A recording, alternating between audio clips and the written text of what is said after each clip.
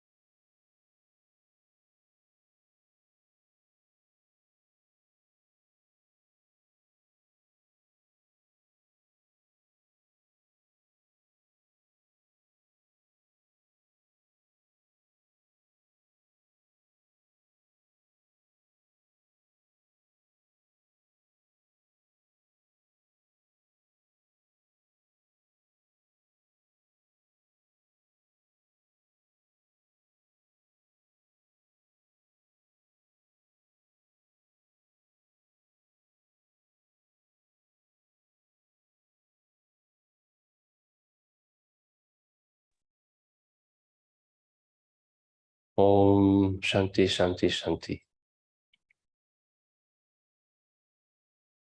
Well, also would like to welcome everyone. It's been such a joy doing this for now a third week. I really enjoy going through the book every time, honestly. It just, again, I almost feel like someone else wrote it, so I'm reading their writings, and it's very helpful for just the whole spiritual life. Tonight, we'll do a couple of different things. One thing is I may be coughing a lot. I'm at the tail end of a cold and a cough that is lingering, so don't worry about that. If you see me get into a fit of that. And my voice sounds much more authoritative and deep and resonant as a result. So that's a boon from that. And now Lata, she'll take over. And just, I want to thank Lata again for putting on this whole idea of this and hosting it and putting out the energy to make it really, really well done. So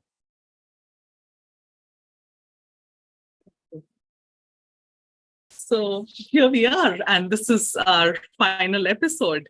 So, and I'm imagining that by now, most of you would have read all of the book. And it's been a journey that we have been on all together over the last 3 weeks. So to begin with, we would like to put out a request for you to share what could be maybe just one change that you've been able to make in daily life or in your spiritual practices as inspiration after reading the book. It could be a mantra that you chant, or a change in your practice that you have brought, or some new awareness that came up for you as a result of reading this book, or a new habit or a mindset. something that has shifted for you as a result of reading this book. If you could share in the chat box, taking a moment to just reflect on these high teachings that we've been diving deeper into through the book.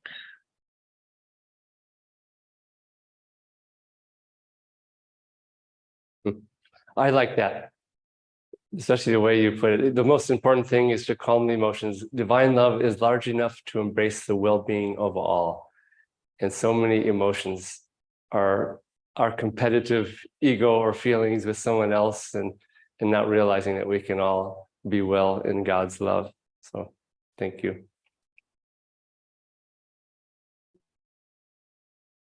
And Vidya says, reminding myself more often that all is Guru's grace. I think that phrase stuck with many of us. And to focus more on receiving, says Mona. Yeah. And Rebecca says, to bring Creator into everyday life in a more direct way. That Kriya really is an art form. Yeah. A small but very large change for me is using Om Guru mantra in daily life. That's, I believe, amen, and all those things, because it can do that. It can make a huge change, surprisingly so. And the way Swamiji put it, and I share in the book, he's being very real with that, how it will give us more joy, more desire for God, all these great things that we would like to have.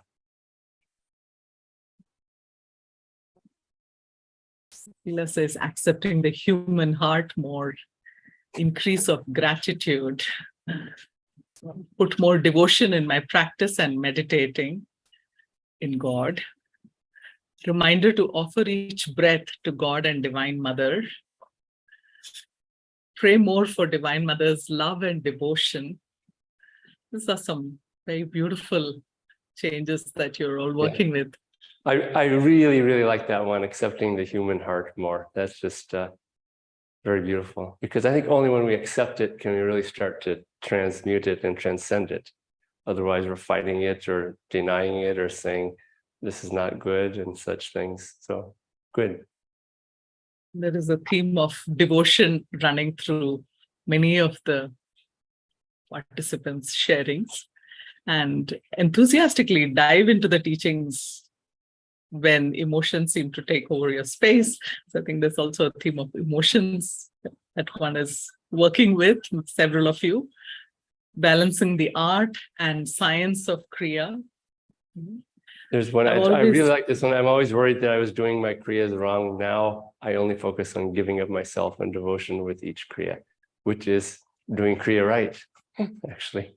So that's a nice shift. And to see God in all and to generate kindness in all action.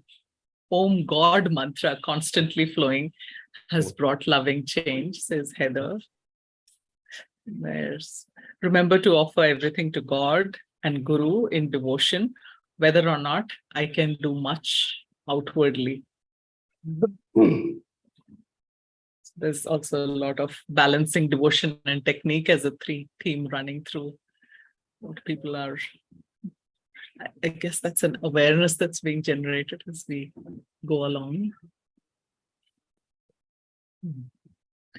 Thank you for sharing that. And keep adding in the chat box. And yeah, I can see some of you liking other people's comments, which is also sweet that it resonates with you. And that's the beauty of a sharing like this, where we get to know how others are applying and create a kind of collective intelligence in the process. So yeah, let's keep that going. And we'll now move into the next section, which is where I bring in some questions for Devarshiji, and he, after that section, would be again taking us through the last few chapters, the third leg of this book study. And then we'll close with some question and answers. So there are opportunities to put in your questions, and as they come to you, put it in the chat box, and we'll share it with him and have it answered live as much as possible today. And we'll close with a guided practice and a blessing from Devarshi ji. So that's how we've structured today. And so Devarshi ji, the first question I had for you is, we live in a very competitive world. And up until now, we were competing with fellow human beings in the workplace.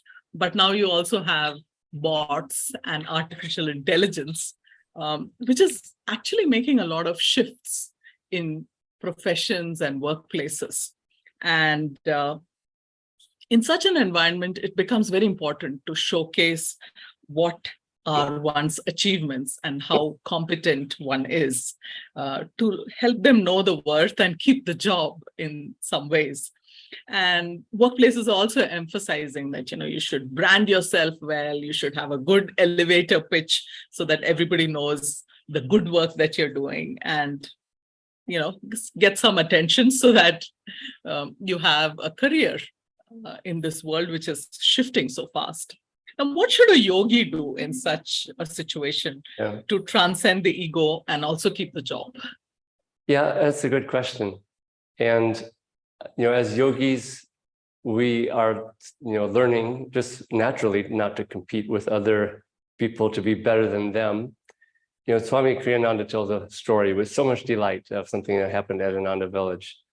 And it was about one of the boys in our school who ran a race. There was a big day of races for all the school children, and he ran the race. And, later the parent asked, well, how did you do? How did you do? And did you win or something like that? But he said, I won against myself, my previous best. He did the best that he could do. And he was really happy with that. And that's the right attitude to have. Swamiji expressed that. And I think we can do more to stand out by being who we are and being true to ourselves and being these Kriya yogis. I think we're not competing with other people. And we think that in order to stand out, we have to compete with other people. But I think by putting out high energy, cooperation, kindness, compassion, that really is how Kriya yogis stand out. And people notice it over time. And if no one where you're working is noticing it, then maybe find another company where people are receptive on that level. And I read, Google did a study, or someone did a study on Google to see what the qualities were that they most valued in their workforce and their employees. And it was surprisingly predominantly to a high degree soft skills, such as just cooperation, communication, kindness, working well with others, all these things. So in a world of bots and all this weird changes that we're in, be true to ourselves as Kriya yogis, and we will stand out in this world. We really will. We do. And I've seen it. And so just doesn't mean being passive. It doesn't mean, putting out a lot of energy to be great, the best that we can be at what we're doing. But we're not doing it just to put our head above someone else, because then the tendency comes to try to knock them down a notch. As Kriyacharya said, cutting off someone else's head to make ours appear taller. And that just, it's an unpleasant, and we know it doesn't feel very good to be doing that in any way. So I think that Kriya yogis can stand out more by being who we are and to be following and practicing what we talk about here. That's reassuring. And the next question was about spiritual mistakes. And there's a line in your book: spiritual mistakes can be costlier in terms of long-range suffering. Yeah. And one of the fears we have is of falling away from the spiritual path and being lost sometimes for incarnations. What are some of the most common spiritual mistakes people make that cause long-range suffering in your experience? Yeah. One is, I think it's good to have a healthy fear, not to have a paralyzing fear, but to have a deep respect for falling away, because it is easy. Sometimes it's just drifting away and we don't notice the drift.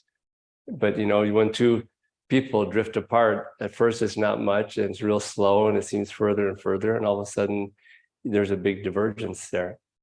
And so be aware of it. And that means one, the most important is holding on to the guru. That's what causes people more than anything to fall away spiritually, is losing attunement and connection to the guru. That is really almost the bottom line. You know, there was that disciple of Master Cuaron, who was from Mexico. And Master said, I lost you for several lifetimes, and I lost sight of you. And it's because, you know, Cuaron lost sight of Master, is what he mastered. He pulled himself away. So that's, if we stay true to the guru, we'll stay on the path. Now, how do we do that? One is just being aware that attunement is everything. That's what Master would tell the close disciples. The monks, that's all he ever talked about, Swamiji said, with the monks. He didn't talk philosophy or this idea or that, or, you know, just intellectual stuff. He just was always talking about attunement, attunement, attunement. What does that mean? It means staying really true to the guru that has brought us to this path and has given us Kriya. You know, for Kriyaban disciples who have received Kriya through this lineage, it means, you know, staying true to that vow. I will practice Kriya Yoga faithfully and regularly, as it is taught to me, as Master taught it to me, which is how we teach it.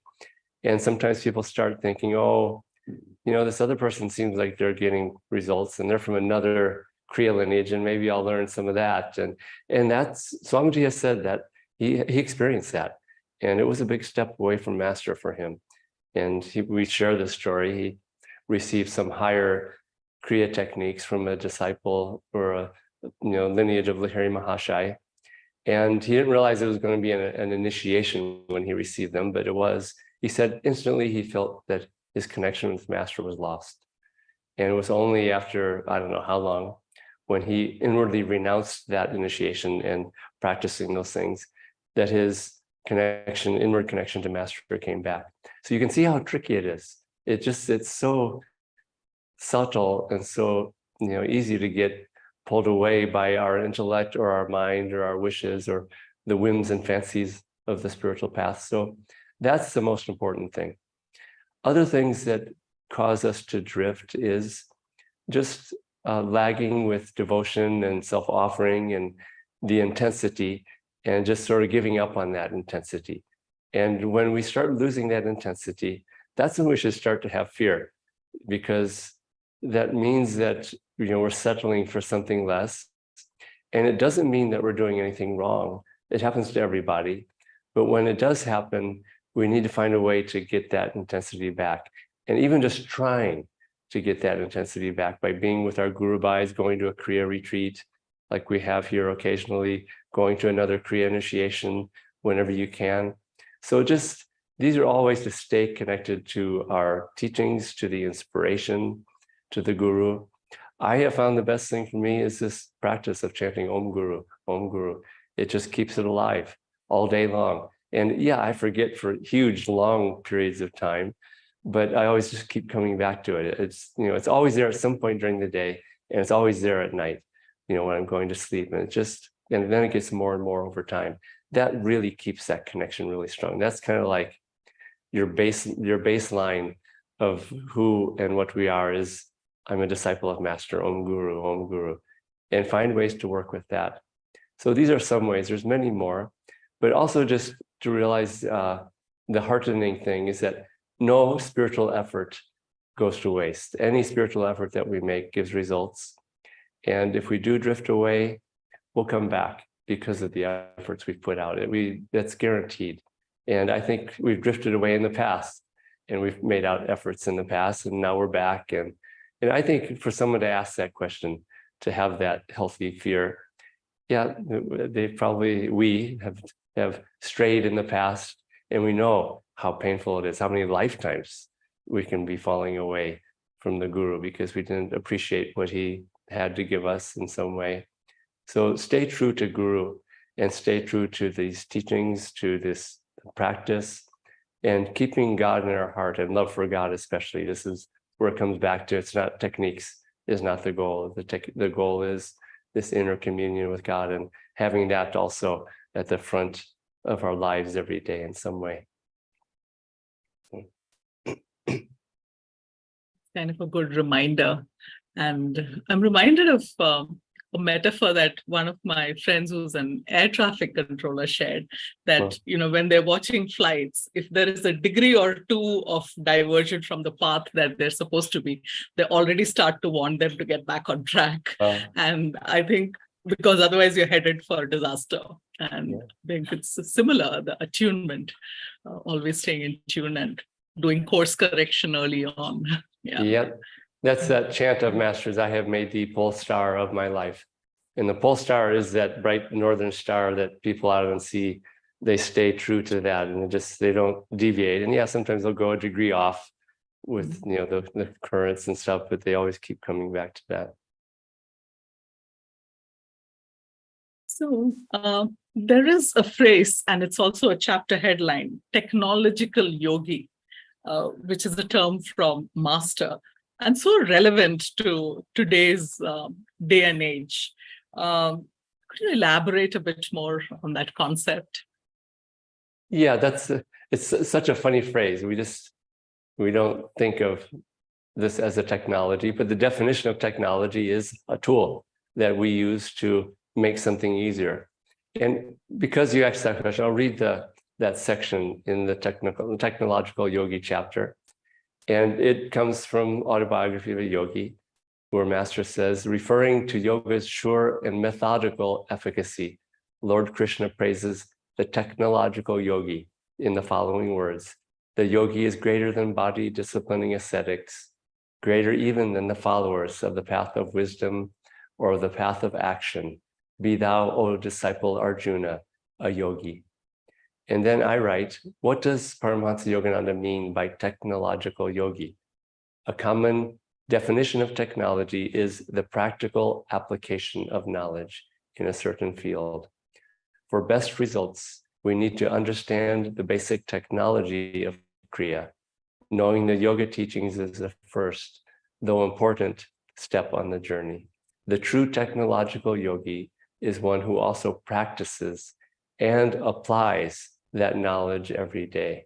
And so it's a matter of integrating it into our life, practicing the teachings of the techniques of Kriya Yoga, but also applying them. And I've seen this. In a way, a lot of this book is about the application part, because just to practice it is not meeting the bar of what Master talks about yet, of being a technological yogi. It's also integrating it into our lives and applying it in real ways. And one of those real ways that I talk about is dealing with the emotions and such. And this is what a Kriya Yogi, this is the technological yogi. It's not just techniques, it's the application. And then of course, the application involves art also in many ways. So it's important to understand that the techniques really are important. And then the application and practice of the techniques is the fulfillment of what Master gave us with the tool of Kriya.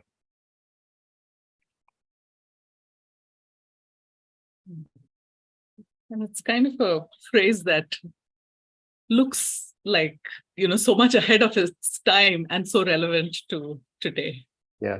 And he knew that modern people wanted something that was scientific and not just faith and belief or superstition. And he saw that. And I think he said that Western minds wanted that, but now everyone wants that. The insidious influences and complexities of Western civilization that Babaji talked about are everywhere, and in good ways too, that it does make people more asking for verification of, is this really helping me? Is this practice working?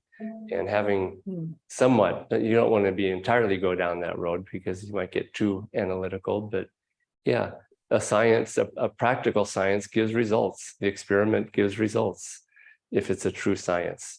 And that's what Master said, the Kriya Yogi is the scientist in the laboratory, practicing and applying these things and getting results if they do it right. I think it's a beautiful technology, both on the inside and for application in daily life. So this brings me to this question where it's quite normal for us to, long for a sign, a spiritual experience, and sometimes even feel a little disappointed when we don't see visions, or we hear of others who are clairvoyant or are visionaries. Sure. Why do only some people see visions and not everybody? And the reference is not to the subconscious ones, but the truly divine ones. Yeah. From everything Swamiji said, God gives those to people because for particular reasons, for their needs. And it's not for everybody. And, some people, I have seen some people, even the true visions sometimes can either not be taken in the right way, or they're not necessarily a sign that one is advanced even. I always go back to that brother disciple of Swamiji's, who Swamiji himself didn't have those kinds of things. And he talked about this. And when he was with Master, that brother disciple, it was Boon was his name. And he was lying on his bed one time, this disciple, and he had this sort of astral samadhi experience of becoming one with the cosmos. And it was a profound experience and a true one. And Master said it was true. And a week later, after that experience, he left the guru, he left the path. And Swamiji explained that he felt, and I think Master concurred, that it was his spiritual good karma coming to help him at a time when his soul knew that he was about to leave. And so a lot of the karma saved up in the bank went to try to save him and keep him true. And it wasn't enough. So we don't know God's ways of why some people get these things, why we don't sometimes. Yes, it's good to pray for those things. We see the story of young Mukunda, with his little buddy meditating all night and praying till Krishna came to them and appeared to them in form. And these things, it can be good to ask, but also accept the results that God gives us. And for the encouraging part, God comes in different ways to different people. And for some people, God comes as a vision. For some, it comes as the life transformation, as becoming more compassionate and more calm and more joyful. So look for where God is coming to you and try to find that, because it's easy to find if you introspect just a little bit. So God does come to everybody who's sincere, and I believe to everyone who's here even right now. So. The karmic bank account was one another perspective of looking at it, and maybe helps us not want to have so many visions. Devarshi, the final chapter of your book is titled The Final Exam. And we all know that that exam is awaiting us, and that's something that all devotees want to pass. How can we prepare? And what would be your advice to our audience today who may be dreading the suffering and pain that sometimes comes with illnesses when you're in a terminal stage, and that fear of the unknown? How can we prepare better for the final exam? Excuse me. I think some of it is just fear of the unknown. I mean, fear of death is one of the most basic fears, one of the top two fears that everybody has. And just trust the grace of the guru. Because I think I share in the book, I'm not sure, maybe I don't. Maria had fear of death for many, many years, even up to the last year of her life. And she emailed Swamiji. She was very honest, and she wasn't pretending to be spiritual or trying to hide her deficiencies. She wanted to fix them. And she emailed Swamiji late in life. She said, I know this is irrational, but I'm still afraid of death. Why? How can I get over that? And Swamiji said, try to just see it as you really are not going anywhere. It's like going into the next room, is what he said. It's literally that much of a change. And then I think he also said, you've done it millions and millions of times in the past, and it will be natural when it comes. But I think also that her asking him that question and being so open about it, I think it drew the grace of the guru and maybe Swamiji's grace to just change her heart, because soon after that, she lost the fear completely. And when the time came, it was just pure grace. And I've seen this with every single person who's a Kriya yogi.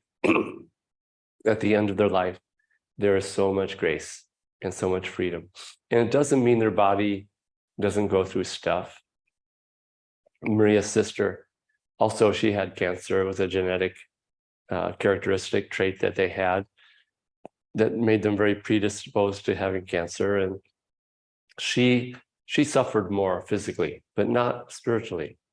You know, her body was more ravaged by it, and she had so much joy. It was just, so deeply moving to see her. I've shared this at times. I was helping Maria's sister, and it was within one of the last days of her life, and she was really sick. She was throwing up, and I was helping her go to the bathroom to throw up, basically. And she couldn't stand. She was crawling to go there, and her body was really ravaged by that. But she was singing the whole time, and she was singing one of Swamiji's songs with so much joy, and just tears in her eyes of freedom and bliss as she was going there. And the last word she said was to her husband, she said, "Celebrate," with a lot of exclamation points implied in it. And I, read this book, and Transitioning in Grace by Nalini Graeber. She's an Ananda member. She tells many of these stories of Ananda people who have left the body, and it's always transitioning with grace. So just trust that, but get that book and read it, because you'll see it's universal among devotees of this path. Master said that he or one of the masters would be there when disciples passed over to the other side. I have seen that they're there before the disciples pass over to the other side. And it's not that they're there in vision, it's that they are there in comfort, holding the hand, inspiration, grace, helping the person feel joy in the midst of suffering. And again, I've seen this 100% of the time with those who have transitioned like that. So just trust in the guru and trust in the process. That our part is just to do these practices. That's how you pass the final exam, is just self-offering, devotion, giving to the guru, receptivity to the guru's grace.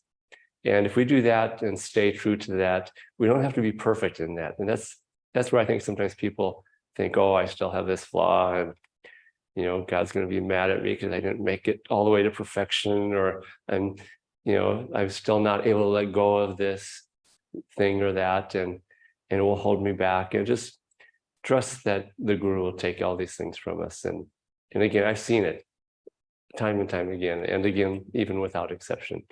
So that's very comforting to know that, when you arrive at that arrival hall, somebody will be there at the airport to pick you up. Yep. So, and Amrita's dropped the name of the book, Transitioning in Grace by Nalini Graeber, where you can get it. So there are two links, one with Ananda Publications and the other on Kindle, for those of you who would like to read the book. And that brings me to my final question for you today, Devarshiji, which is your favorite chapter in the book? In the sense, the one you enjoyed the most while writing it, and why? You sent me these questions earlier. That question really stood out because it's such an intriguing question. And it's not because there's necessarily one favorite chapter, but asking myself that question made me tune into the chapters and the topics and everything. So, and going through it with everyone again, every time I go through the book, I just really enjoy each chapter so much. It's just, they're so dense, not in a heavy way, but just, there's so much in each chapter of just, it's condensed material. Like, Swamiji tells the story of a famous author who wrote a long letter to a friend when people would write letters and send them in the mail. And the author closed by saying, if I'd had more time, this letter would be shorter. And people would think it would be the other way around. But I had enough time to really work on this book, to really focus it down. So the chapter that for me, in some ways, stands out as just being something really, a completely new approach to something that's really important, and a way of applying it in very human ways that we don't talk about much, is that chapter, feeling from human to divine. And that chapter just gets into the heart of what we are all dealing with as human beings and as Kriya yogis, and how to work with that stuff in a very real way that really works and is effective. So that chapter, in some ways, is a favorite just because it's just so fresh and new and so central and has so much of divine feeling to it. It's just, there's comfort in that process. But other chapters too, just for different reasons. The chapter 1 is really, for me, is just a very invigorating and just powerful chapter. And it's unlike me in so many ways. And that's where I just keep coming back to. I just feel that Master and Swamiji just use me, because I wouldn't write that chapter with that much power and force. And I enjoy reading that chapter just because of that, because it's just so coming from them in a certain way. So some of the other chapters, the chapter on karma and Kriya, and just working with pure self-offering of the heart and the meaning of the word. And I'll talk about that when I read from some of the chapters here. That chapter for me is also just a very powerful one, because it takes so much of what we've learned up or covered up to that point, and it really just, so now every action is a self-offering of devotion, of giving, of divine love, and going up the spine. But also that story in there that I tell about the time where I was at a stoplight in Pune driving, and I was by myself, and I shared that beggar was there, and I felt just my heart went out to him, and I really believe it was Divine Mother speaking to me, as that chapter says, and you've all read it, and you can reread it again if you want. And this is where that question made me rethink all about the whole process of writing the book, because I almost didn't tell that story in the book, because I just feel like Swamiji has said, don't overly share with your deep experiences and your spiritual experiences. And for me, that was, but I also realized, well, people will be helped by this, so why shouldn't I share? But then what helped me a lot was, okay, when you're dead and gone, will you wish that story was in the book or not? And I thought, yeah, of course I wish it would be in the book, because then I wouldn't worry about any of this, thought of, oh, am I making myself look too good or too spiritual by sharing such a story? And so just, yeah, that question was a good one, because it helped me tune into the book. And there's so many good stories in that book. And again, every chapter for me is really alive. That was one of the graces of writing this book, is that there's no throwaway chapters in there.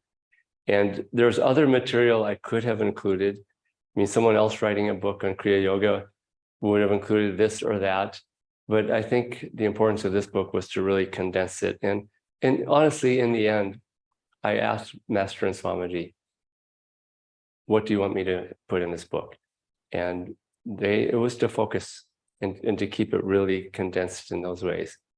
So that's why every chapter, for me, has just a lot of power and impact. One time, Swamiji was asking for feedback about one of his writings, and I made a suggestion for an improvement of something that he wrote, and that's what he was looking for. It wasn't like I was being audacious by suggesting an improvement. And he said, yes, it could have been written that way that I was suggesting. But he said, but this is how I felt Master wanted me to say it. And this is a sort of an answer to questions of, well, why didn't you say this? Why didn't you share that? Why did you say such and such a thing in this way? And rather than getting into a intellectual reasoning-based discussion, my answer just is, well, that's how I felt Master and Swamiji wanted me to write it. So yeah, so they're all favorites, like children in a way. You can't have a favorite child, but each one is very powerful for me. It really is. And I've seen that again going through it with everybody here these 3 weeks. Beautiful. So with that, we move to the next section where you would be sharing the book. And I see a very apt question in the chat box, which could be a way of picking up the first chapter today. So this question is from Joanne, and she says, would you please say more or repeat from the book what it means to transcend the ego and ways to do that? Yeah. So the ego, I mean, identification with the ego is what holds us. It's not the ego itself, but it's our identification with the ego. And we can't kill the ego, because God gave it, God created us and created ego, our unique expression. And the ego is just simply a unique expression of God in Devarshi and Nata and all these different people. And so we can't kill that expression of God, but all we can do is to transmute it and transcend it. And that means working on 2 levels. One is the practices on being an ego detective, being aware when we are identifying with ego. And as those techniques of becoming an ego detective, they're based on that whole idea of, this is how I'm getting caught, is by doing this and that and the other thing. And so that's one level, just awareness precedes control, and just being aware of when we are being caught by our identification with the ego. The other way, though, is to start transferring our identification from the ego to the divine. And so this is the more active part that's necessary, of proactively, every time we meditate, that's what we're doing. Every time we meditate and offer ourselves with prayer and with devotion to God, the ego is starting to dissolve. And it's not the ego is dissolving, because the ego doesn't go, but the ties that bind us to the ego are dissolving, because we're starting, and those are like energy ties. They're not physical cords, they're energy cords. But every time we turn ourselves towards God and offer ourselves to God and offer ourselves into the light of God, those energy cords are starting to go towards God and to tie us to identification with God, with the God within us. And so transcending and transmuting the ego is that process of turning our identification from this little self and my emotions and agitated feeling, and this is what I am, this type of person, this gender, this self-identification, to our identification with ourselves as divine beings, as part of God. So that's the process. And it's I think Swamiji said it takes about 40 million lifetimes or something like that. But now we have the tools to very consciously do that with Kriya Yoga, with the teachings that we have. And so every act of self-offering, and this is why self-offering is so important, because we can pray to God, okay, Lord, I'm ready, just take my ego, I'm done with it. It's yours, whatever. And God's not going to do that. We have to give ourselves to God in a very liberating, giving, holding nothing back kind of way.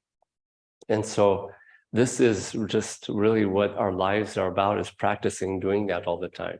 And every act of self-offering is giving of ourselves to God in some way. Even if we're giving a flower, we're giving our love to God.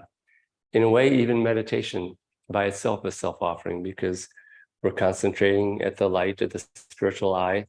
And where are we concentrating from? It's from this little self, from the ego. So even that, we're taking the energy of the ego, the little self, and directing it into the light and offering it into the light, even if we're not aware that we're doing that. So over time, identification changes to being one with God. And that's what union with God is when we fully offer the little self into the divine. And this is also pranayama, having control of the life force, because as I share in the book, we can't give what we do not possess. And this is why it's important to have a healthy ego in a way, of just being comfortable with our humanity and who we are, and not being caught up in all these, complexes and psychological problems and, anxiety and just these different things. And just, this is who I am. I accepted that this came from God too, these human feelings, and now I'm ready to give them completely to God. And so this is what it is. It's the ego expands and it dissolves in a way in the ocean. I am the bubble, make me the sea. So that's what we're talking about. And this, in many ways, every practice that we do works on that in some way or another. That, I think we could go into the book study section now. Okay. So I'll read more of the sections from the book. And what I'm doing here is just taking not all of the last chapters, but some of the most important sort of part of those chapters that just kind of shows the power and why there's a whole chapter dedicated to something. And so chapter 9, with the reactive process, I tell stories about how to work with it and how Maria worked with it. But here's where I write why it is so important and why Master talked about it, why Swamiji talked about it. And I'll read from the book here, chapter 9. Control of the reactive process brings together all of the parts of the art and science of Kriya Yoga that we've discussed. This control is one of the great fruits of pranayama. It calms the agitated feelings that hide our true soul nature. It gives us the ability to offer ourselves completely to God, holding nothing back. It is a direct way of cooperating with grace. It frees us from dire fears and sufferings. It gives us freedom from karma and control of our own destiny. That inner freedom is a great game changer on the spiritual path. Gradually and then completely, one is unaffected by the ups and downs imposed by karma and a fickle world. Under all circumstances, we can feel the same calm joy, the fruit not of a heart deadened to grief and suffering, but of sensitive attunement to the divine joy within. Kriya Yoga transforms everyone into the highest versions of themselves as divine human beings, as parents, teachers, artists, scientists, and friends. You will find yourself becoming a cause for change in your own life and in the lives of others, proactive rather than reactive. Control of the reactive process gives us freedom from the wheel of karma and reincarnation. When we no longer react to events in life with new witlessnesses, as Master called them, and wrong choices, we no longer create the manifold karmas that keep us bound in suffering life after life. And so when we understand how important that control is, it is the great game changer on the spiritual path when we understand it and when we start developing an ability to work with it. By sometime probably tomorrow, the next day, we'll send a handout that includes practices that are based on the different chapters in the book. And one of the practices, there'll be about 5 of them, I think. One of them is working with the reactive process. And it helps us to see it in little ways. Just, there's little irritations that come up in our day. And maybe there's a certain person that irritates us, at work every day, or maybe it's a thing that happens often, someone cutting us off in traffic or something like that, that causes that reactive process. And just to be conscious of it and choose one of those things and really consciously start working on it about, not reacting and reacting with joy and with love instead of reactivity. And it's a practice, but practice in little ways, we start to see, oh yeah, this is how it works. And it works in bigger ways. So be aware of that reactive process. That's a very important chapter in the book. And especially for Kriya Yogi, Swamiji talks about it. And it's a big part of the very last writing he wrote on Kriya Yoga, which is the chapter in the biography of Master that he wrote. Read that chapter in Paramahansa Yogananda biography. That was his final word. And it was his final writing on Kriya Yoga. So that chapter is so important for Kriya yogis. And it's really inspired and exalted in a way. And he said about that chapter, when he wrote it, Narayani was his assistant. And she came to his apartment and he was lying down on his bed that morning. Usually he was up and his eyes were up in divine bliss. And she greeted him and he said, last night, and he was up till like 3 a.m. or something. Last night, I wrote this chapter on Kriya Yoga. And he said, I didn't write it. He said, usually when I write, I ask Master to flow through me and act as an instrument for him. He said, last night when I was writing that chapter, Master was writing that chapter. And he said, I don't even remember what I wrote because it was Master writing it. And he said, go read it right now, is what he said to Narayani. So that chapter is very important. And reactive process is a central part of that chapter. Chapter 10, Karma, Kriya, Action, which I already read this earlier when you asked that question. And no, I didn't read this one. I was reading another one. And what the joy of this chapter is just learning that from a friend of ours, a Sanskrit scholar, who many of you know, Murali Venkatrao. He lives in Seattle. And Master, in Autobiography of a Yogi, he writes that the Sanskrit root of Kriya is Kri, K-R-I, to do, to act and react. The same root is found in the word karma, the natural principle of cause and effect. Kriya Yoga is thus union with the infinite through a certain action or rite.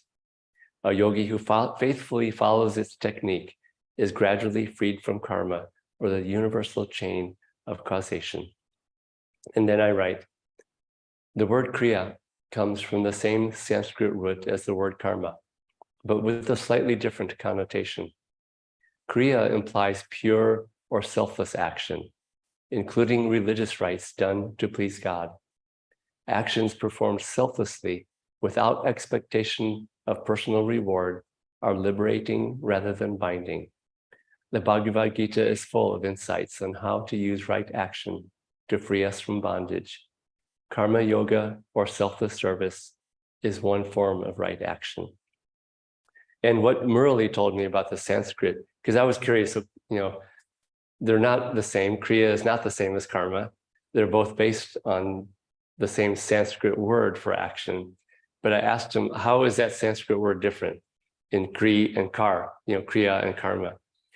And he said that the verb form of those, there are two forms of the same verb, but he said that Kriya, the KRI version of that, implies it's a more pure verb even, just the word is more pure in its application in Sanskrit. And the implication being that it's a more pure action too, is what Master sort of expanded on that idea. So any action that we do that's a pure giving to God, that is Kriya in a way. And so it's a selfless, and this is what Master says about that union with the infinite through a certain action or rite is what Kriya Yoga is. And by certain action or rite, he's saying a sacred rite is how we become liberated. That's what he was implying and saying. And Kriya is a very sacred act that we do. And so to the extent that we do it with that selfless, sacred giving as a sacred act, to that extent, Kriya is effective and it works. And so to really focus on doing Kriya that way at times, just purely as just a sacred act that we do as part of our puja every morning in such a way, but in an inward way, because that's, in a way, that's what Kriya is. So, and the meaning of the word too. So that it really helps to understand how those two words are different. And that's why that chapter was, I think, was very important to include. So chapter 11, Change Your Destiny. I won't read too much, except that very first reading passage from the Autobiography of a Yogi, where Master is quoting Sri Yukteswarji. Forget the past. The vanished lives of all men are dark with many shames. Human conduct is ever unreliable until anchored in the divine. Everything in future will improve if you are making a spiritual effort now. And Master said to Swamiji that that passage is the most helpful passage in the entire autobiography of a yogi. That is saying a lot. There are so many inspiring and helpful passages in that book. But this one, I would say memorize it, because we do get discouraged. I mean, that's the karma. We think of karma as things that happen to us. But the real debilitating karmas are these karmas that come inside and cause us to doubt. That's a karma. Doubt is a karma. And despair is a karma. There's a very interesting account of the life of Milarepa. Milarepa was a great Tibetan yogi.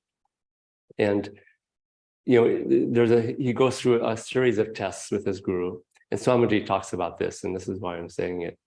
He goes through a series of tests with his guru where his guru asks him to build a house.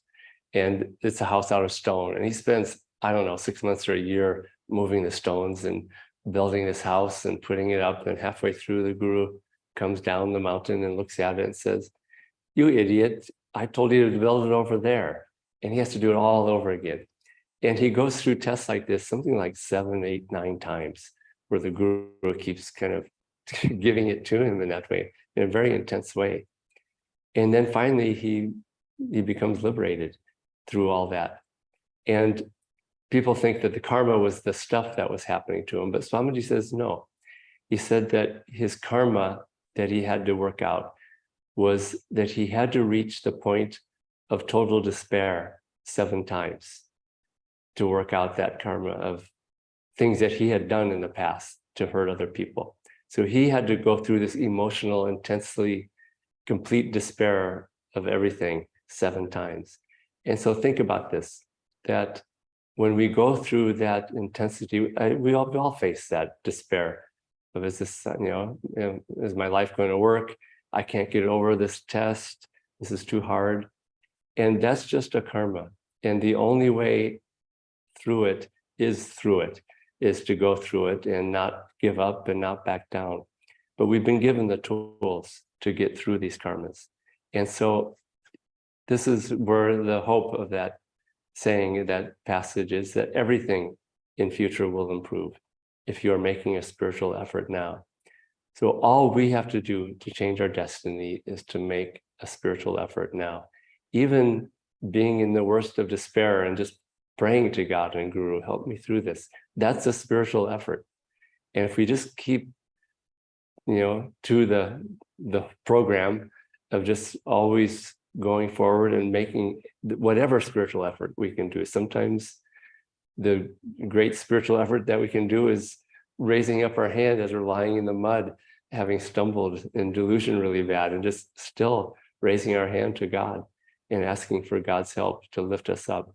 So just our part is just to keep making spiritual effort, and no spiritual effort goes to waste, unlike worldly efforts, which has its ups and downs.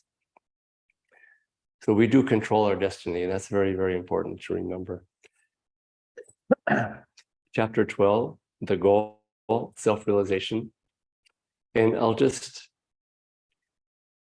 read the story from there. It's a longish story, but people find this story really inspiring, and one of the more inspiring sections of the book. And it's about Karna. This is a particular telling of the Mahabharata, and it's Karna who is, he's on the side of the bad guys, and yet he's the half-brother of the Pandavas. He should have been the 6th Pandava, but he went astray, and he was their half-brother, and he got in with the wrong crowd, and he was loyal to the Kauravas.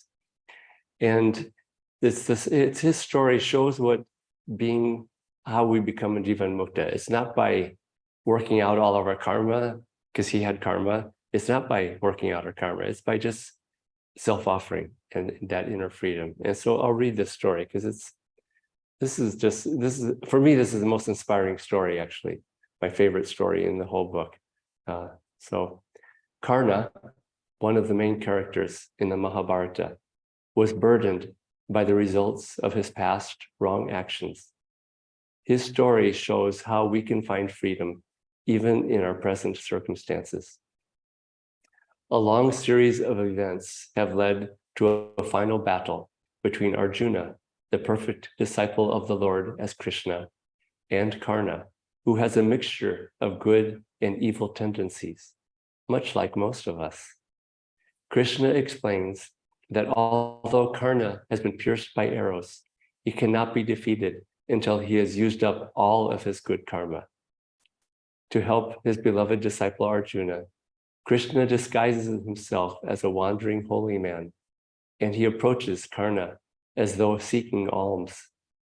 Knowing that Karna has none of the traditional gifts to give him, and knowing that Karna is generous to a fault, Krishna asks him to give all the spiritual good karma he has ever earned. Likely understanding that it is the Lord himself approaching him in disguise, Karna replies by offering Krishna not only all the spiritual merit he has gained in the past, but all that he is currently earning and all that he will gain in the future. Such is the greatness of Karna's generosity. As we soon see, it will be his saving grace. But Krishna wants even more, imagine. God wanting more. Knowing that Karna has no water to bless his gift in the prescribed way, Krishna insists that he still follow the ritual form of giving. Karna then removes one of the arrows sticking into his body and blesses the gift with his own blood. Collapsing from weakness, Karna closes his eyes. Suddenly, he feels drops of refreshing water falling on him. Opening his eyes, he sees only the Lord, now in his full splendor, tears of compassion flowing from his eyes. With divine love, Krishna tells Karna that his generosity has pleased him greatly and that his sins are washed away. Krishna says, "Ask for any boon and I will give it to you." What would you ask for if God offered to grant you any wish? Think about it for a moment. And let's think about it for a moment right now.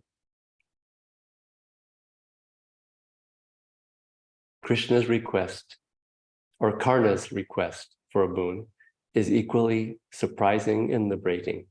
He asks only that in future lives, he again be selflessly willing to give to anyone whatever that one asks.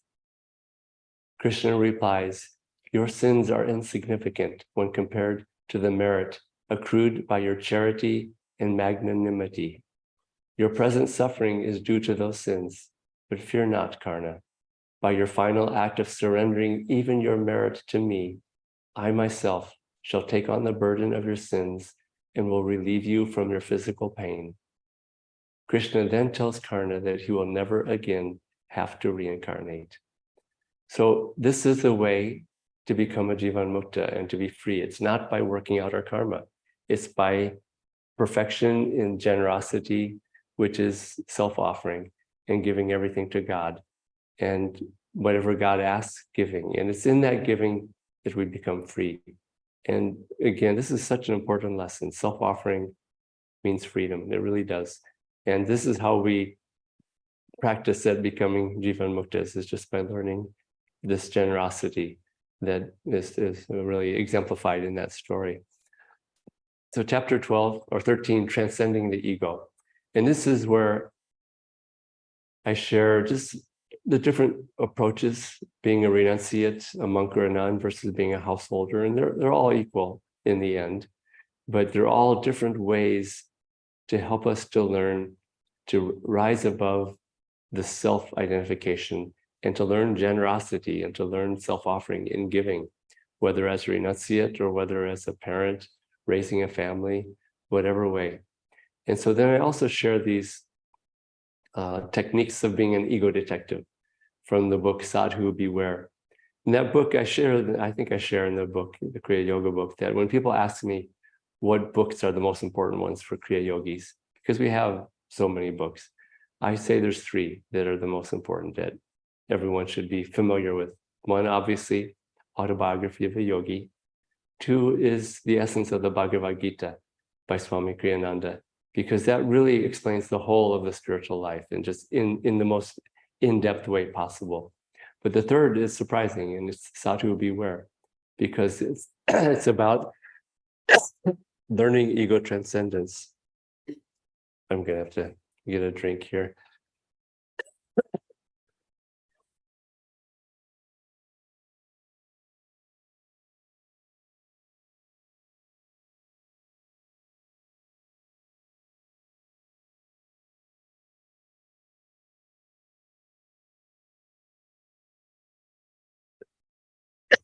And also, I have a cough drop to help me with my throat.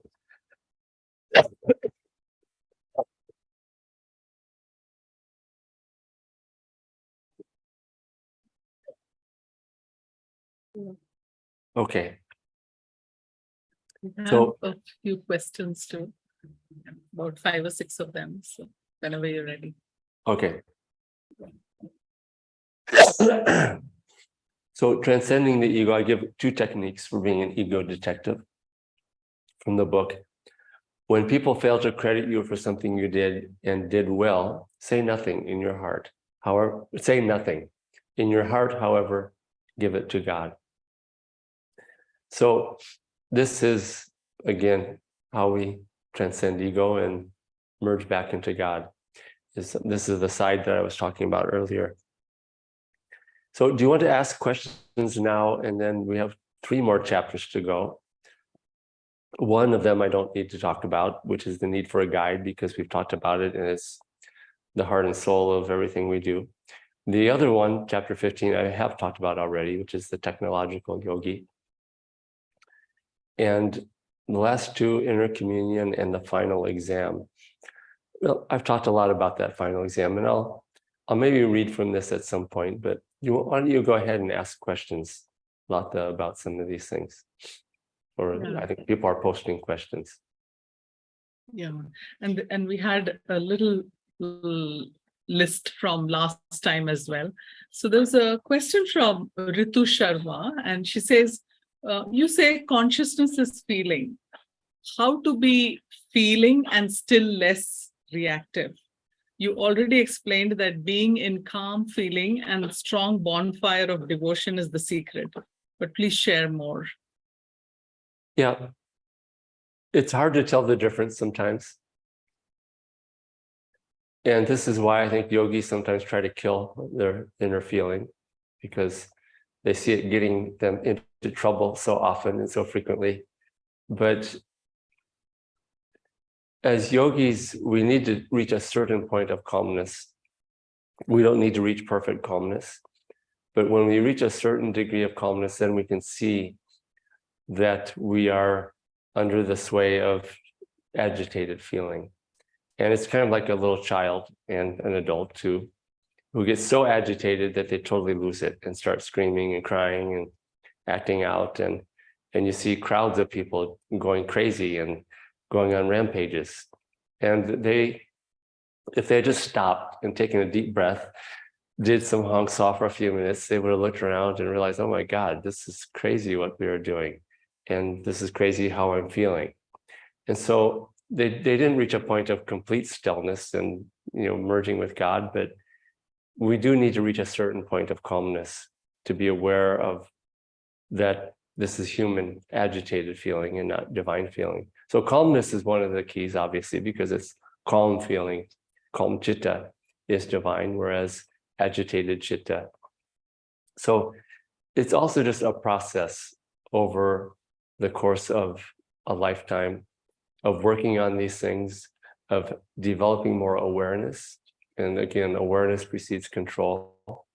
But with feeling, I think it's impossible to be aware unless we work regularly at developing a certain degree of calmness through hong saw, through just deep breathing. And you see this, the best way to get out of a state of a fit of anger, where we get upset with someone, is just do some deep measured breathing and reaching a certain point of stillness. And then you start to see, okay, this is maybe how I should respond. And you start to respond from calm feeling, calm chitta, divine feeling, when you're able to do that. So this is one way of just describing the difference and how to see the difference and how to get from here to there, because that's Swamiji says it's the whole of the spiritual battle of life is calming the agitated feelings, the emotions. And so we best pay attention to these agitated emotions, because people, I think, like indulging in their agitated emotions. Let's face it. People get angry, or they feel another intense, emotion through the senses, for example, and people enjoy it. But after a certain point, you start to realize, oh, this isn't that much fun, actually, because you're in this roller coaster of the emotions. And that's, again, agitated feelings is a roller coaster. And I think there are people who kill those emotions. There are people who take medications to try to, and I'm not speaking against those medications, but people who have intense ups and downs will take medication to bring it back to a point of a straight line, but they don't like that straight line because it also, I think, probably kills the divine feeling too. And so people understand inwardly that feeling there's something, attractive and real, and it's what we live for in a way, because we live for wanting to merge back into divine bliss. And human emotion, agitated emotion, is a counterfeit of that. But I think some people would rather have the counterfeit than nothing at all.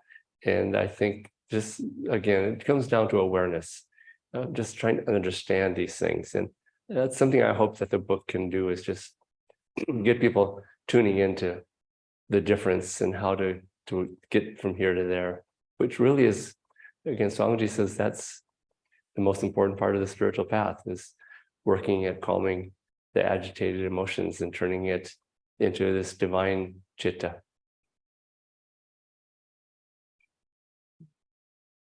And then another question, which I think relates to the chapter on the final exam. So Ratna is asking, to hold on to grace we may receive as Kriya Yogis, when the time to leave the world is there, will it not be easy if we are in the midst of our near and dear ones who are so attached to us, they still hold on to us? So can we pray that we are away from our family in those moments? And what are the chances of those prayers being answered? I think that's a really good prayer. I really do. And I think maybe in the meantime, you can help your dear ones understand that if they hold on, it's not good for you. And I've seen this, I saw this with Maria, her sister. There's a third sister of Maria's who's still in the body. And it was really only her and myself and Maria who were there for some last couple of weeks of her life. And her sister was more intensely agitated by it and was holding on. And just, you could see it. And she was there for a couple of weeks, and finally it got too much for her. It was just too intense being around this. And so she said, I just need to go away for a day. And so she did. Her husband came and picked her up, and they just had a little getaway for a day. That's the day that Maria left the body. And I think she was waiting. The sister was just holding on too intensely. And so how do we deal with it when the persons can't go? They're not with you 24/7. So yeah, you can sneak out the door.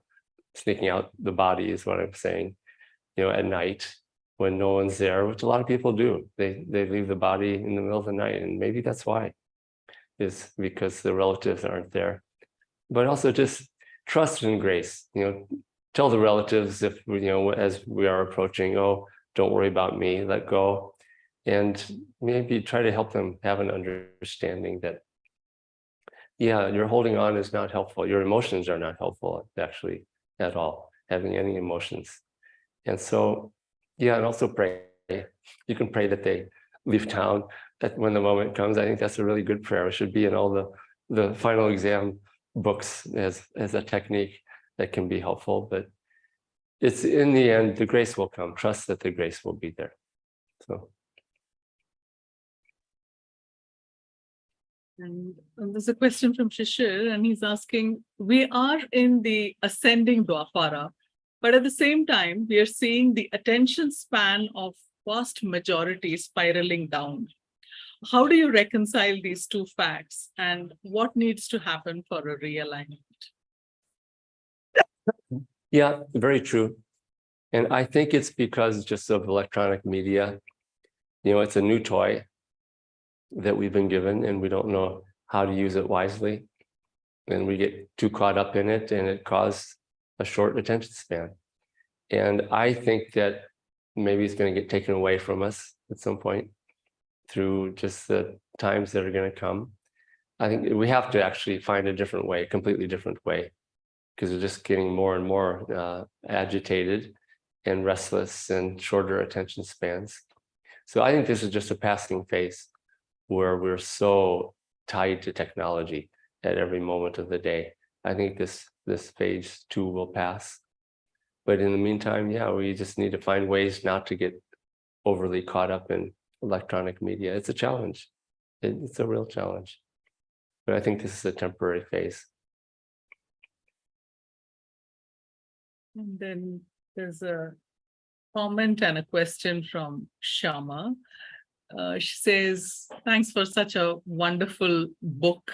And I know it'll take me at least a few years to do and practice the subtle epitome of various practices you have shared. The secret to achieve them is shared so beautifully with wonderful stories, especially the sweet dialogues you have with Divine Mother and asking the questions, I think for us only, and the answers. Aha, I give each one exactly what they need, and then crying till we get her.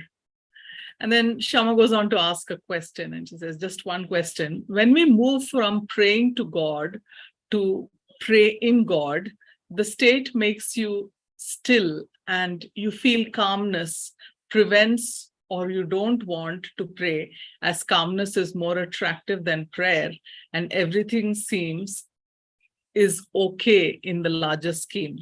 But there are situations which need prayer. Though in chapter 16, again, you touch this to pray in God. This is very inviting. You really feel like doing, but maybe we are not there yet. So she's reflecting there. Yeah, that's an interesting question. But even a prayer can be restless as long as we're wanting or needing something. We're feeling unfulfilled, or we think our fulfillment will come by this prayer being answered. And yeah, it's good to pray. That's why I'm not discouraging that, but also do both. Go in God and leave the thoughts behind and the needs behind. And there's this beautiful story of Ramakrishna and Vivekananda, his disciple. And Vivekananda had concerns. His family was poor. He was really the one who was really bound to help them. It was his duty, but he couldn't. And they needed money and they needed support and they were destitute. And so he said to Ramakrishna, he said to his guru, you see Divine Mother all the time, and can you please pray for my family's financial security, basically. And I don't know, I don't remember what he said. Maybe he did pray, but it wasn't working. And finally, he kept asking, and Ramakrishna said, well, you ask her yourself. You go to her and ask her, and I'll give you the blessing to have the vision of Divine Mother, and you can ask her for that. And so Vivekananda prayed that night, and he went into meditation, and he had the complete full vision of Divine Mother in person and just completely and fully. And he came back the next morning to his guru, and Ramakrishna said, well, did you ask? Did you ask? And Vivekananda says, well, no, I forgot when I was in her presence. It was no longer important. And Ramakrishna said, okay, let's try again. Tonight you'll have that same vision of Divine Mother. And he did. And he came back, and same thing, Ramakrishna said, did you ask? He said, no, I forgot. And that kept happening. And finally, he gave up on that. And he realized that Divine Mother knew that everything was in her hands and his family was taken care of. And it wasn't because of his prayer. I think it was more because he put himself into Divine Mother's grace.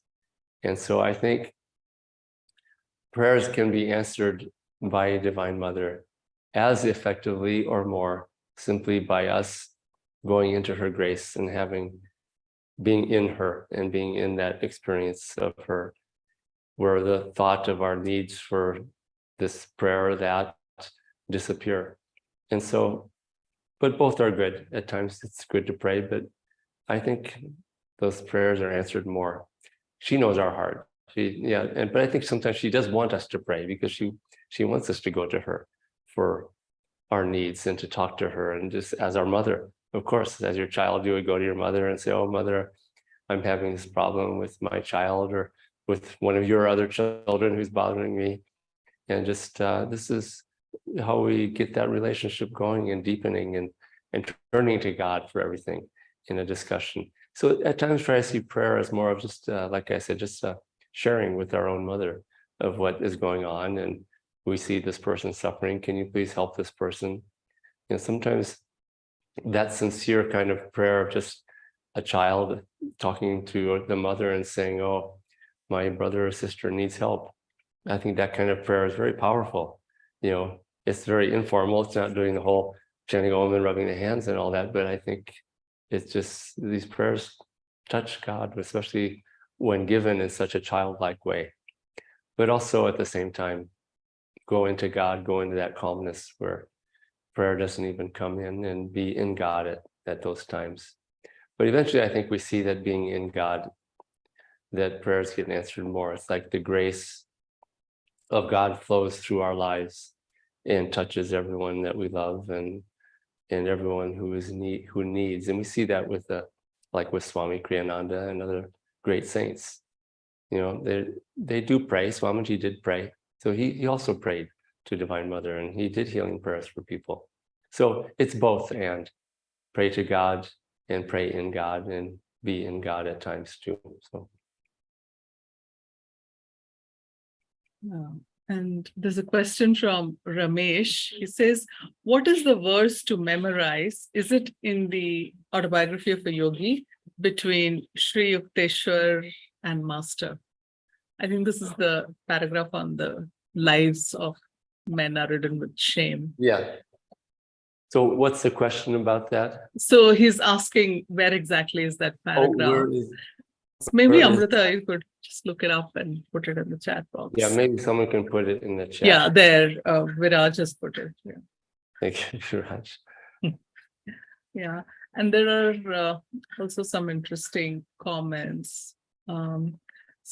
Mary has shared that, and this was with reference to leaving when the family is not around. She says, as a pediatric oncology nurse, I saw children sometimes leaving the body when parents are not in the room.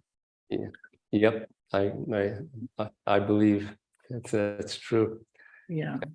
People. This also speaks for those of us who are around loved ones as devotees when they are preparing to leave the body, to be in a very calm, dispassionate state. And divine love is very dispassionate. We think divine love is full of this intensity of emotion, and it's not in that way. That's our projection of human love. And divine love is impersonal and not coldly impersonal. I talk about this in the book, but it doesn't see death, separation as any problem, because it isn't in the end, and we'll realize that in the end. So the more that we can be calm and just calmly loving and divinely loving, because divine love is calm. Again, talking about chitta, divine love is calm feeling. And so to really work at being calm when we're around loved ones who are in that place of preparing to leave the body, and it can really, really help them to have that calmness and that awareness. And it can really bless them to have that, and to be around relatives. Maybe this is a good practice for when each of us leave the body, that question of, can I pray for my relatives to be gone during that time? But I think to be a presence for this divine calmness when others in the family might be leaving the body, and to go into the room and take charge a little bit and put your aura of calmness there, and to talk to them in a positive and divine way. It's very important to be proactive and not be bashful with these things when we are around someone and know someone and are in the presence of a person who's working at leaving the body, and just to ignore what the other relatives are thinking and saying, and to go help that person, talk to them. You're about, tell them you're about to go into the light, feel this joy of God, and this is going to be bliss and joy, and give yourself to God, and just talk in that way to the person, and maybe your relatives, the other relatives will hear what's happening, because yeah, it is a challenge in this world. That delusion is very, very strong. So. There's a comment from Roberto. He says, in Kriya Initiation, emphasis is put on learning the technique. Devotion is mentioned a little. This book has helped me a lot in developing devotion. I wish I had it much earlier. What is the possibility of making it part of Kriya training to new Kriya buns? You know, that's one of the, that was one of the big motivations of writing this book, the way I wrote it, is because the technique is complex. And so the Kriya lessons, the emphasis is, okay, this is the all. Let me hear you do the all sound. Let me hear this, and in getting it technically correct. And it does have to, there does need to be that attention. But you ask, how can we make this part of the preparing for Kriya? Yeah, I think we can and should. I'm going to encourage, and I think some of our centers already have talked about it, of this book being part of the Kriya preparation rather than after Kriya, because this kind of shows that whole side of it. And even one of our people, Amit Purohit, his mother, who's a fairly new Kriya Ban, I think she was during the pandemic, she read this book and she said, this book is so good, it should be given to everyone before they get their Kriya initiation. So this book, I see that as being, this book as being a way to help, just as you say, oh, I wish I had heard that, this emphasis more and much earlier. And yeah, I think it should be even before. Certainly when they get Kriya, if they haven't read this book by then, they should have this book, but even before, I think it would be helpful. So good question, very, more than a question, it was an observation that is very, very helpful and true. And one last question, and we're almost there on time. So this is from Joanne, and the question is it good to pray for someone who has already left the body? Oh yeah, very good. Especially in the recent, if it's been recent, you know, they're still going through, if you read about people who have left the body, there's a transition time, sort of a relearning and retraining. And so to pray, especially in the days, the weeks afterwards, but also even long afterwards. And this, you know, I touch on this in the book, but, you know, just sending love, it doesn't even need to be a prayer, just sending love, because I think love by itself is a prayer, divine love. And you see this, divine love is healing. When we give divine love to someone just through an expression, a look, through an act, there's a healing there. There's grace that flows through us. And so with loved ones, especially who you have a connection to, I still practice this really regularly, of just sending love to Maria. And I know people on the astral plane feel it. The veil between us and there is sort of a one-way veil where we can't see them, we can't hear them. Sometimes people are psychic and they do, and sometimes we have dreams, but normally we don't. But they can see us and hear us and especially feel us, because on that level, divine feeling and receptivity is so wide open. And I've learned to trust that just sending love, of divine love, the love of God and appreciation, gratitude to that soul is, I have no doubt that it's very effective and very healing. And yes, also healing prayers. If you feel that a soul that you know that's left the body maybe was holding on to something that they just can't let go of in some way, yeah, to pray for them for complete freedom and release is very helpful. So yeah.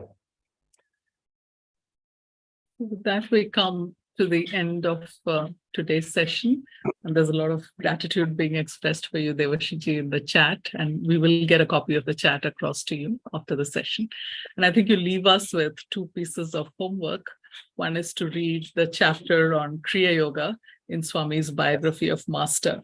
Yes. And the other is the handout that you would be sharing with a few guided practices that we could take these teachings deeper in our daily life. And so with that, I invite you to close with a guided practice and a blessing. Okay.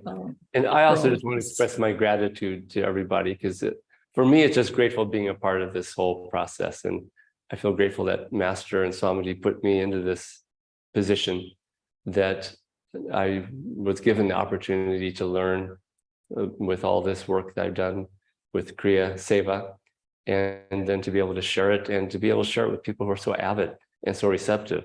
I mean, there's just so much receptivity to these things, of wanting to do it with more devotion, and coming back to, the realization that, yes, the technique is not the goal. And there's just, people are really hungry for that understanding, or maybe they already have it, but wanting it to be supported and fed. So thank you all too. So let's just end with a short guided practice. And this is based on something in Autobiography of a Yogi. It's the sentence just before where Master says that Babaji understands the complexities and influences of Western civilization and is sending these practices, and he's very compassionate, including with electronic media. Babaji knows all about electronic media and the influences that it has, and is trying to help us with this. But there's one sentence in this book that there's so many sentences in the book as I was working on this book, but in the Autobiography of a Yogi book, there's sentences that just by themselves, that just have so much impact. You can meditate on them for a long time. And this is one such sentence, because we are aware of it, we realize it, but we don't often go deep into it. And I'll read it.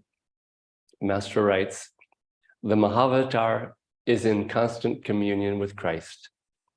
Together they send out vibrations of redemption and have planned the spiritual technique of salvation for this age." And so Master is saying Christ and Babaji are in constant communion.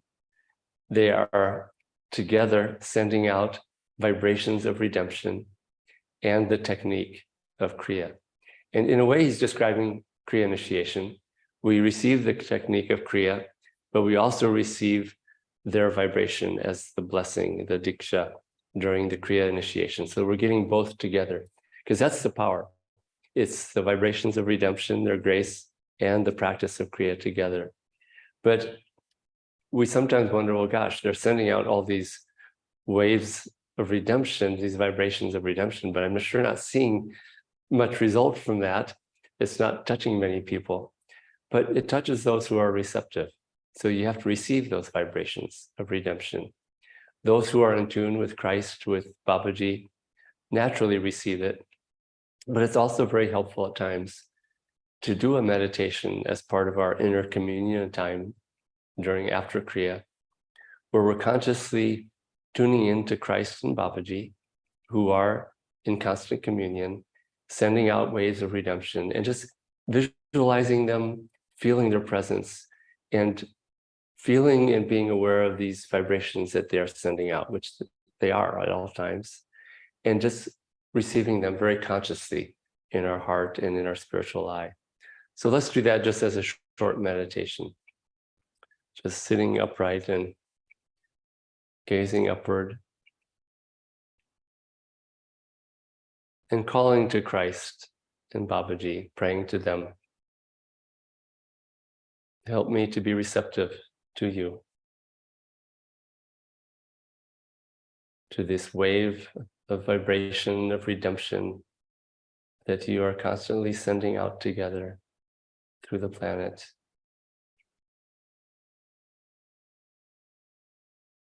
And tune into them, visualize them radiating these vibrations, wanting to help the planet.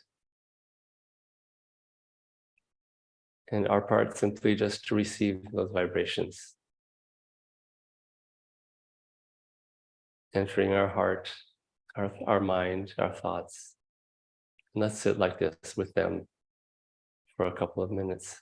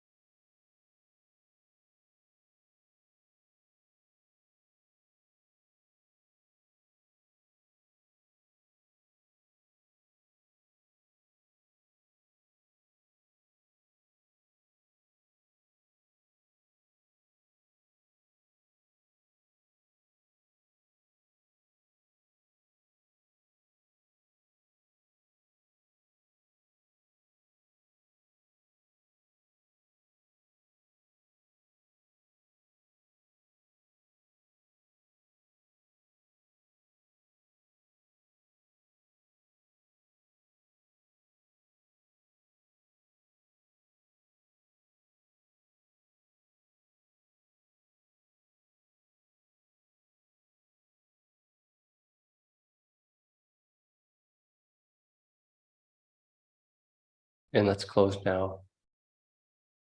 And just ask Christ, Babaji, Divine Mother, use us as their instruments for sending out these vibrations of liberation to all souls, especially to all Kriyabans, to all the Kriyabans here, that all may find that redemption, that divine freedom in this lifetime. Putting the hands together.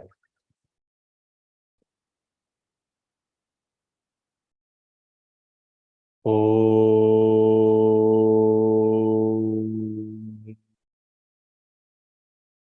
Om.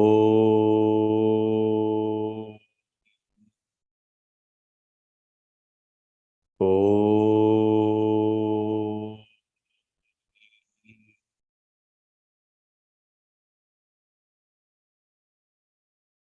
O great Kriya Masters, bless our lives,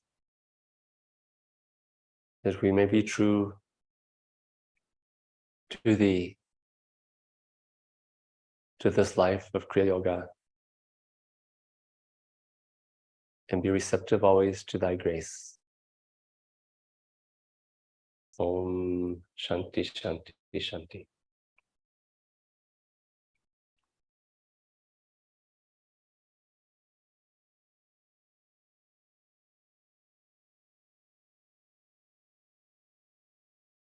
Okay. Thank you so much. I see a question, just it's important. Can non-Kriyabans read the book too? Absolutely. This book is also for non-Kriyabans and it's available on Amazon.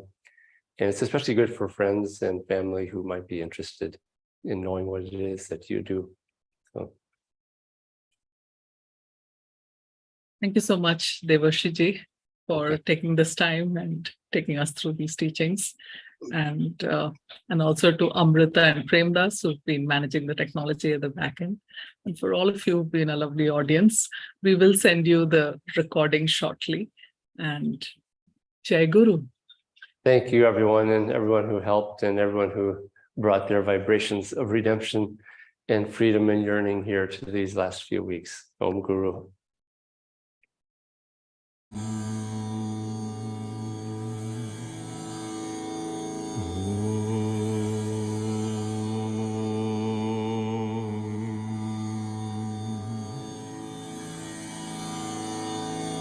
Om